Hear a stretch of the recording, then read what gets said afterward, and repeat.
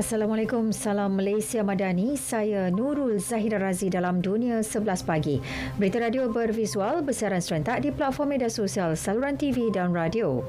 Gempa bumi kuat berukuran 7.0 pada skala Richter melanda wilayah Laut Bali di Indonesia awal pagi tadi.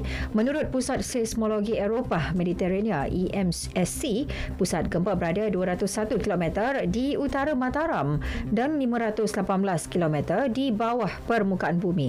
Agensi Geologi Indonesia berkata gempa dirasai merentasi kawasan pantai Bali dan Lombok, diikuti dua gempa susulan berukuran 6.1 dan 6.5 pada skala Richter.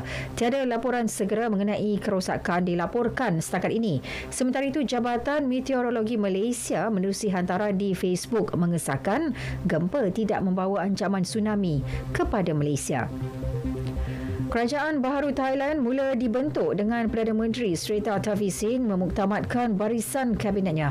Senarai menteri dan portfolio itu akan diserahkan kepada Sekretariat Kabinet untuk ditapis. Srettha berkata kerajaan baharu akan mengumumkan dasarnya di Parlimen sebelum pertengahan September selepas Menteri Kabinet menerima pengesahan diraja. Media tempatan melaporkan bekas taikun hartanah itu dijangka mengambil peranan tambahan sebagai Menteri Keuangan dalam kabinetnya. Pemimpin Korea Utara Kim Jong-un mahu mengukuhkan pasukan tentera laut negara itu. Ini selepas Amerika Syarikat, Jepun dan Korea Selatan mengumumkan latihan ketenteraan bersama secara tetap. Ketika berucap bersempena Hari Tentera Laut, Kim menuduh Washington sengaja mewujudkan konfrontasi dengan mengubah perairan Semenanjung Korea menjadi perairan paling tidak stabil serta bahaya perang nuklear. Tegasnya, Pyongyang memerlukan tentera laut yang mempunyai kewaspadaan tempur yang berterusan selain secara radikal memodernkan senjata dan peralatannya. Dalam pada itu, Moskow sekali lagi berjaya memintas dua drone peninjau Amerika di Semenanjung Crimea. Kementerian Pertahanan Rusia berkata dua pesawat tempur telah dikerahkan selepas sistem pengawasan udara mengesan pergerakan di sempadan negara itu berhampiran Laut Hitam. Drone Reaper dan Global Hawk kemudian menukar arah penerbangan dan meninggalkan kawasan berkenaan apabila menyedari ketibaan pesawat Rusia. Sementara itu, Presiden Turki Recep Tayyip Erdogan akan melawat Rusia dalam masa terdekat.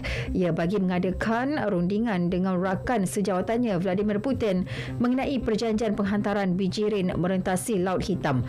Pertemuan itu dijangka berlangsung di Bandar Peranginan Sochi. Menurut jurucakap parti pemerintah Erdogan, Omar Shelik, menerusi pertemuan itu kemungkinan ada perkembangan dan peringkat baharu dicapai berhubung perjanjian tersebut.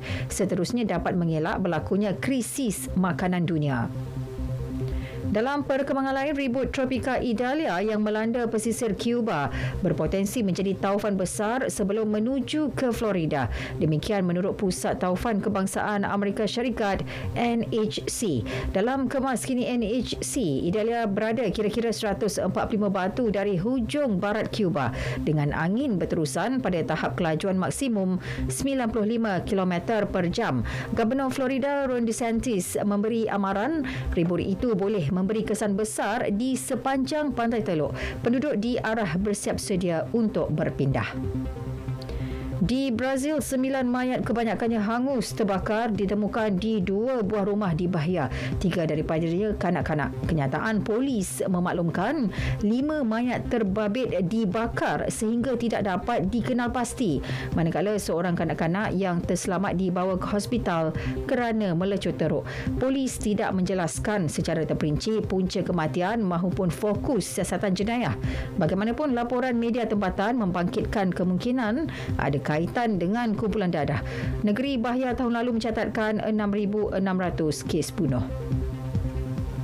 Akhir sekali sukan, Chelsea bersetuju meminjamkan penyerang antarabangsa Belgium Romelu Lukaku kepada pasukan Serie A AS Roma. Menurut laporan Gazeta, Roma akan membayar The Blues 5.8 juta euro.